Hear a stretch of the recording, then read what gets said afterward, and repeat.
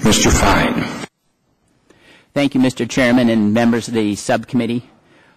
I'd like to amplify on my prior colleague's statement about liberty and go back to first principles, because I think we've turned them on their head in discussing the Patriot Act, national security, and otherwise.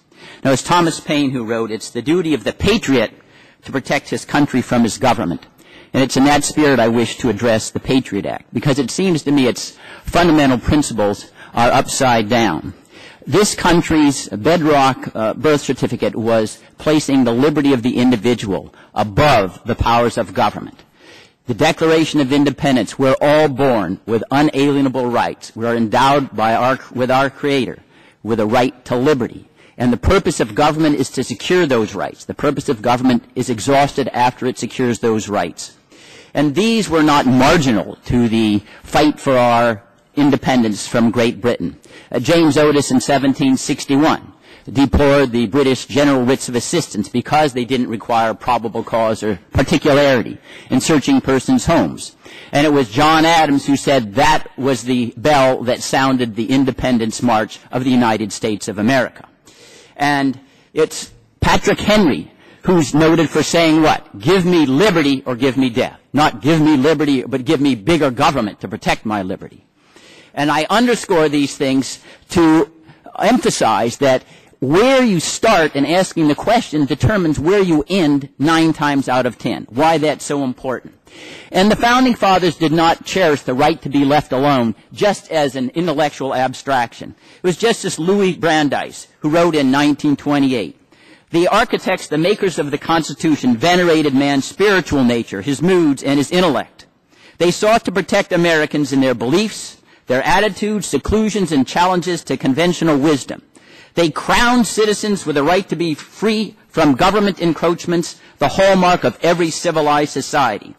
And he concluded, "Every unjustifiable intrusion by the government upon the privacy of the individual, whatever the means employed, must be deemed a violation of the Fourth Amendment." Now, it's been said by many, well, where are these court decisions saying the Patriot Act is unconstitutional?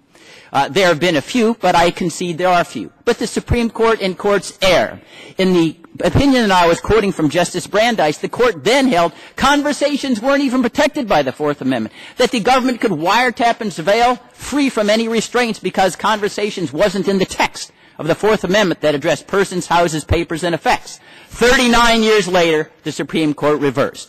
We all remember it was this body in 1988 told the Supreme Court during World War II they got it wrong when they said you could use race-based concentration camps for Japanese Americans. Courts can get it wrong. The Supreme Court itself has reversed perhaps 200 times bedrock constitutional principles. So we shouldn't be complacent with the fact that, well, where are the courts out there? Moreover, there's reasons why there wouldn't be a plethora of suits challenging the Patriot Act. Number one, a former Attorney General said to criticize the Act was to aid and abet enemies in terrorism. There's a climate out there that if you challenge the government on the Patriot Act, you're then unpatriotic. You then deserve opprobrium. And that's been true with many who defended those who were detained at Guantanamo Bay. That's not the United States of America that was born in 1776. Remember John Adams? He defended the British soldiers accused in the Boston Massacre. He defended them. He didn't say, well, this is time when we have to be angry at Great Britain. Due process is out the window. That explains why you don't have a mushrooming number of lawsuits, aside from the fact that in intelligence collection, the target of the investigation is never alerted, as they are in a Title III case. How would they know that there is a violation? They're just a huge database. And the fact that the database exists is an abuse of itself. Now, I want to address specifically the idea, the need to gather just intelligence on Americans, because we need to protect against international terrorism.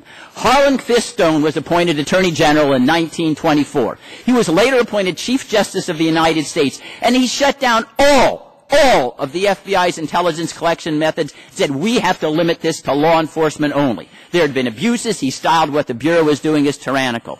So that's a red herring in my judgment. The United States lived securely for over 100 years without just intelligence collection and databases, and I think we can do that today. Probable cause to suspect of crime or to discover evidence of crime, of course, the government can seek that kind of evidence. But this is a free country, and the fact that we have limited government, Justice Robert Jackson said, does not mean we have weak government.